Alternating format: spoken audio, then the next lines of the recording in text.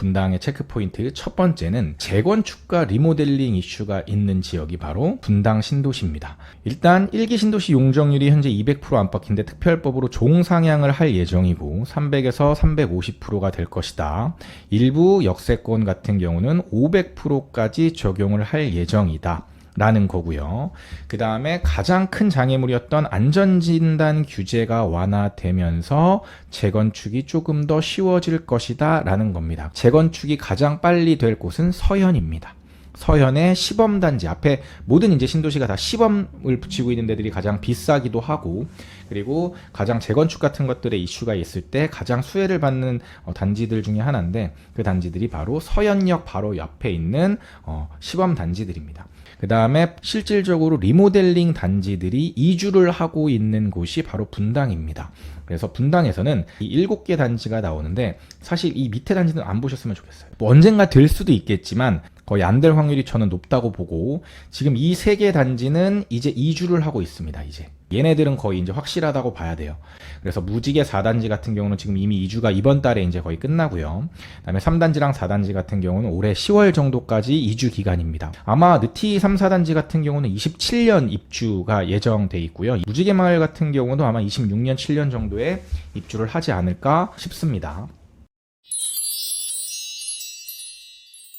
두 번째는 분당에서 뭐가 좋은데 분당을 왜 좋아하는데 라고 물어본다면, 사실 교통이 좋은 것보다는 사실 학군을 뽑는 사람들이 더 많아요. 비교할 수 있는 가장 비슷한 목동과 중계동을 갖고 왔어요. 서울의 3대 학군 그러면 어떻게 되죠? 대치, 목동, 그 다음에 중계입니다. 수도권의 4대 학군이라고 하면 거기서 분당 정도가 들어간다고 봐요. 사실 일산과 평촌도 물론 학군이 좋긴 하지만 분당에 비할 바는 아니라고 생각합니다. 중학교 학업 성취도를 보통 봐요. 중학교 학업 성취도. 그런데 요즘에는 중학교 학업 성취도도 중요하지만 그 선호하는 중학교에서 고등학교를 어떻게 가는지, 거기서 한 단계 더 나아가서 어떤 고등학교를 가서 그 고등학교가 서울대 뭐 의치안이라든지 아니면 서울대라든지 이런 대학교, 좋은 대학교를 많이 보낼 수 있는지가 학군의 굉장히 중요한 요소가 됩니다.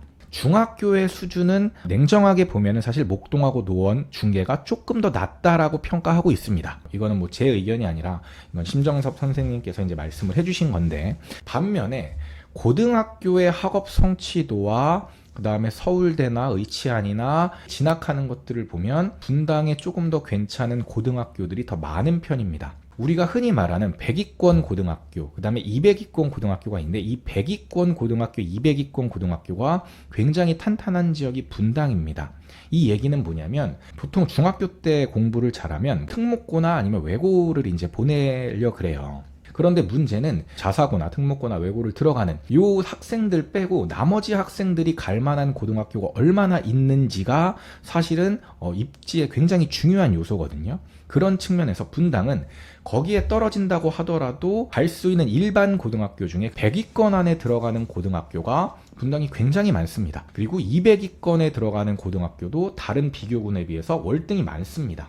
그래서 분당을 목동과 중계랑 비교해도 고등학교의 학업 성취도랑 그 다음에 대학교 진학 이런 것들을 봤을 때 결코 뒤지지 않고 오히려 뛰어납니다. 이게 이제 제가 그 심쌤 그 블로그에서 퍼온 건데, 분당은 일반고 가운데 100위권에 5학교가 이름을 올렸습니다. 근데 보면 평촌 하나, 그 다음에 수원 영통 이쪽에서 창녕고 하나, 일산은 없고, 중학교까지는 어느 정도 막 비슷하게 가지만 고등학교 때 이렇게 갈린다라는 거예요.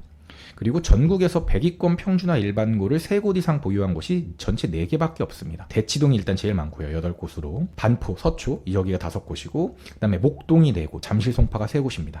입시 자원만 좋으면 언제든지 100위권으로 갈 수 있는 200위권 학교풀이 전국에서 제일 좋다는 장점이 있대요. 분당이. 이게 가장 큰 장점인 것 같아요. 제가 봤을 때는. 심쌤이 얘기하시는 게 뭐냐면, 결국에는 양극화가 될 것이다. 넘버원의 분당의 학군은 점점 더 강화되는 반면 2위권인 뭐 수지라든지 영통이나 이런 학군들은 점점 약화될 것이라는 의견이 많다라는 겁니다. 그런 측면에서 분당은 점점 좋아지고, 많은 사람들이 기대하는 것처럼 재건축만 된다면, 새 아파트만 된다면 정말 분당은 천당 아래 분당이구나. 세 번째는 강남 접근성인데, 일산과 분당의 시세는 과거에는 비슷했습니다. 20년 전은 거의 비슷했어요. 그런데 지금은 많이 벌어졌죠. 그거는 입지 가치가 바뀌었기 때문에 그런 것인데, 그 입지 가치에서 신분당선이라든지 버스, 광역버스 노선이라든지 이런 것들이 일산보다 분당이 훨씬 더 뛰어났기 때문에 일산의 발전 속도가 더 빨랐고 학군도 더 강화될 수 있었고, 왜냐면 돈 많은 사람들이 여기 와서 더 사니까. 강남 출퇴근이 많고 그다음에 판교가 개발되고 하면서 고소득의 일자리들이 분당과 가까워졌어요. 지리적인 위치가 가까워진 게 아니라 교통망을 혁신하면서 가까워질 수는 있습니다. 그렇죠? 그게 바로 분당이라는 거고, 그게 분당과 일산의 차이를 만든 거예요. 그래서 어떤 노선이 있나 보면은 일단 신분당선을 뺄 수가 없죠. 강남 접근선에서 신분당선 정자역에서 타면은 강남역까지 정확히 21분 걸립니다. 도어투도어로 하면은 30분, 40분 정도 걸릴 수 있겠지만 지하철을 타서는 21분이면 간다라는 거예요. 그리고 신분당선뿐만 아니라 이제는 판교역에 GTX가 생기면 임해역 쪽에서는 도보로 이제 굿모닝 파크를 건너가지고 도보권으로 판교를 이용할 수 있고, 그러면 여기서 또 삼성역까지 두 정거장이면 가니까 한 10분, 15분이면 간다라는 거죠. 그러니까 점점 좋아진다. 여기서 탄 다음에 판교역에서 갈아타면 되니까. 그래서 점점 교통은 더 좋아지고 있다라는 거고, 그다음에 지금 현재는 버스 노선이 이렇게 많습니다. 제가 이번에 실제 임장 가가지고 찍어온 노선인데, 여기 이제 뭐 강남역 이렇게 보이시죠? 뭐 건대 가는 것도 있고, 근데 이렇게 가는 것들인데, 실제 정자역이 여기 있고 미금역은 여기보다 한 정거장 뒤에 있습니다.